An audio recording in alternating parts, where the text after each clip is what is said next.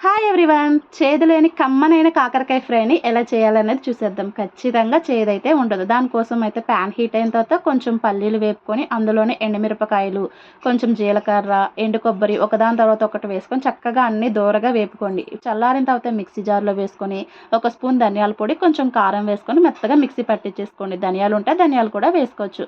కాకరకాయలన్నిటిని ఈ సైజులో చక్రాల కింద కట్ చేసుకొని ఉప్పు, పసుపు వేసుకొని బాగా కలుపుకొని ఒక 5 మినిట్స్ వదిలేయండి. తర్వాత ఇలా పిండుకుంటే మొత్తానికి మనకి చేదనేది పోతదనమాట. చేదు ఇష్టపడే వాళ్ళు ఇలా పిండుకొని కూడా అవసరం లేదు. తర్వాత కొంచెం ఆయిల్ ఎక్కువగా వేసుకొని కాకరకాయలన్నిటిని వేపేసుకోండి. బాగా డీప్ ఫ్రై అయినట్టయితే గనక ఆయిల్ ఉంచుకోవద్దు. ఇలాగైతే ఆయిల్ సరిపోతది. ఇలా వేగిన తర్వాత కొంచెం పచ్చిమిరపకాయలు, సాల్ట్ సరిపోదనుకుంటే కొంచెం సాల్ట్ వేసి ఫైనల్‌గా మనం మిక్సీ చేసుకున్న పౌడర్‌ని ఇందులో వేసేసుకొని మనకి నూనె పైకి తేలేంత వరకు ఉంచుకుంటే మనకి కాకరకాయ ఫ్రై అనేది రెడీ అయిపోతదనమాట. ఫైనల్‌గా కొంచెం కొత్తిమీర వేసుకోండి. కాకరకాయ ఫ్రై రెడీ. ట్రై చేయండి.